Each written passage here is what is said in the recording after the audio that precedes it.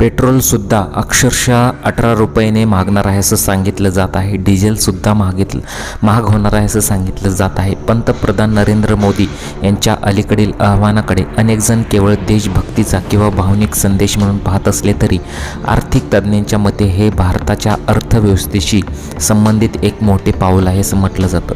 वाढत्या तेलाच्या किमती, परकीय चलनावरील दबाव आणि महागाईच्या पार्श्वभूमीवर सरकार नागरिकांचा खर्च वापरांमध्ये संयम बाळगावा अशी अपेक्षा करत आहे.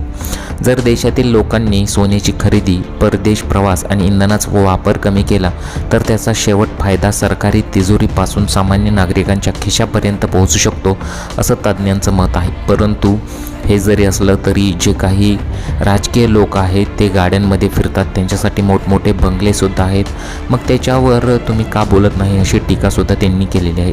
सध्या भारत सरकार पेट्रोल आणि डिझेलचे दर नियंत्रणात ठेवण्यासाठी मोठा आर्थिक भार उचलत आहे असं अहवालातून समोर आलेलं आहे.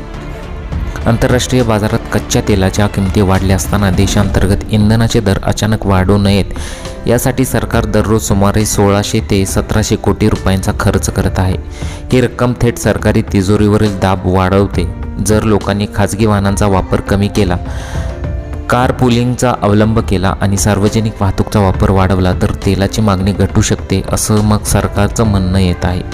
भारत आपल्या गरजांपैकी मोठा हिस्सा परदेशातून आयात करतो. कच्चे तेल असो किंवा सोने या दोन्ही वस्तू खरेदी करण्यासाठी मोठ्या प्रमाणावर डॉलर खर्च करावे लागतात.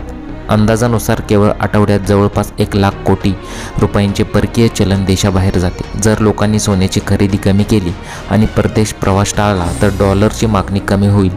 त्यामुळे परकीय चलन साठ्यावरचा दबाव कमी होऊ शकतो आणि भारतीय रुपया अधिक मजबूत होण्यास मदत मिळू शकते असं तज्ज्ञांचं मत येत आहे.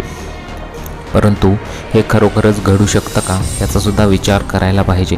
जर देशातील इंधनाच्या वापरामध्ये फक्त 10% घट झाली तर सरकार दररोज सुमारे 160 कोटी रुपयांची बचत करू शकते. ही रक्कम पायाभूत सुविधा, आरोग्य आणि शिक्षण यासारख्या महत्त्वाच्या क्षेत्रामध्ये वापर येऊ शकतो असं तज्ज्ञांचं मत येत आहे. छोट्या छोट्या गोष्टींची काळजी घेतली पाहिजे असं अनेकांचं मत येत आहे. त्याचबरोबर अशासुद्धा ज्या काही गोष्टी आहेत समोर आलेल्या आहे की पेट्रोल 18 रुपयांनी चक्क वाढणार आहे.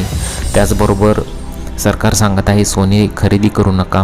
मग यामागे कुठेतरी काहीतरी मोठं जे आहे ते गुपित समोर येणार आहे असं सांगितलं जात आहे.